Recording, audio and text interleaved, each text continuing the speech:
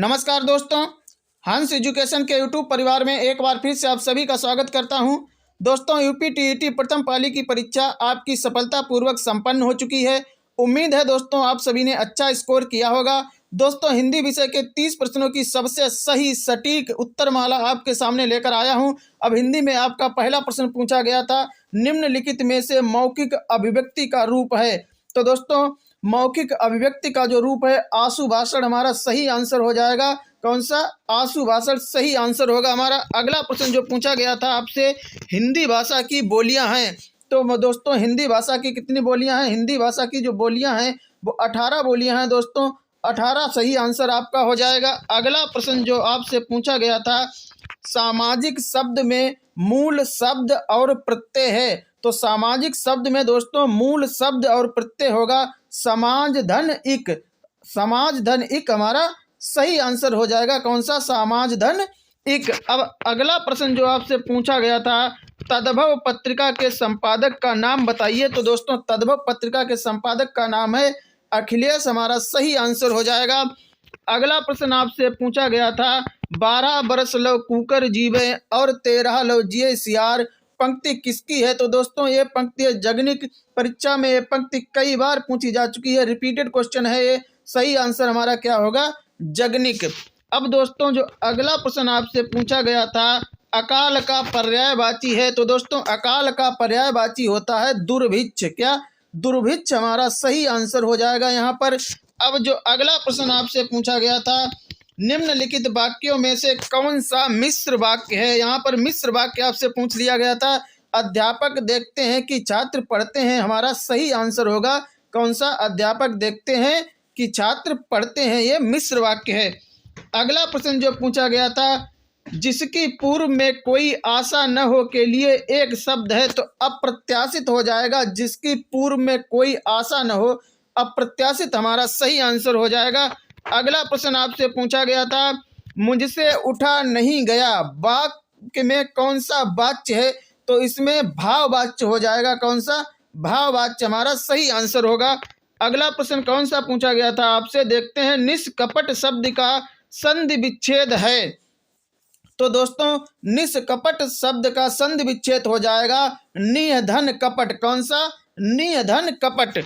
अगला प्रश्न दोस्तों पूछा गया था, इस देश में हिंदी भाषा का प्रयोग लिखने और बोलने में किया जाता है। तो मॉरीशस में, किसमें दोस्तों? मॉरीशस हमारा सही आंसर होगा। मॉरीशस देश में हिंदी भाषा का प्रयोग लिखने और बोलने में किया जाता है। तो मॉरीशस हमारा सही आंसर होगा। अगला प्रश्न पूछा गया था, सूर सागर किस भाषा की रचना है? तो दोस्तों, सूर सागर ब्रज भाषा की रचना है। किसकी? ब्रज भाषा की रचना है। सही आंसर हमारा होगा ब्रज भाषा। अगला प्रश्न दोस्तों पूछा गया था, वीरों का कैसा हो बसंत किसके? दोस्तों, सुभद्रा कुमारी चौहान। आपको सभी को मालूम होगा। उम्मीद है किसी का भी ये क्वेश्चन गलत नहीं हुआ होगा। अगला प्रश्न जो पूछा गया था, क्षेत्रीय में कौन सा विशेषण है? तो दोस्तों, गुणवाचक है। क्षेत्रीय में कौन सा विशेषण है? गुणवाचक। अगला प्रश्न दोस्तों, चौराहा शब्द में कौन सा समास है?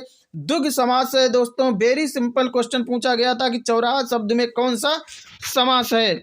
निम्न में से किस शब्द की वर्तनी सही है? तो अनुग्रहित सही हो जाएगा।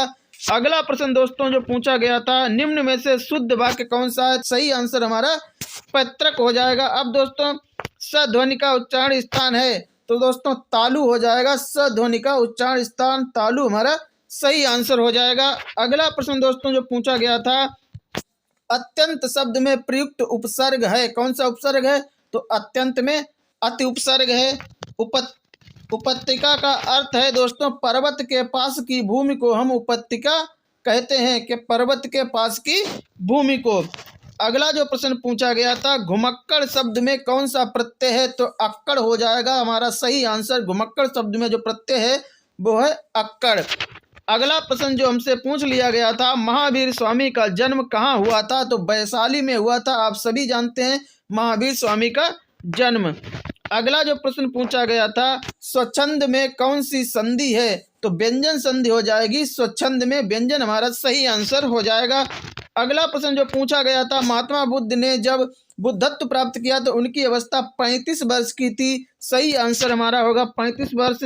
अगला प्रश्न जो आपसे पूछा गया था, श्रुति धर्म का अर्थ क्या है? तो श्रुति धर्म होता है वैदिक धर्म, तो वैदिक धर्म को ही श्रुति धर्म कहा जाता है।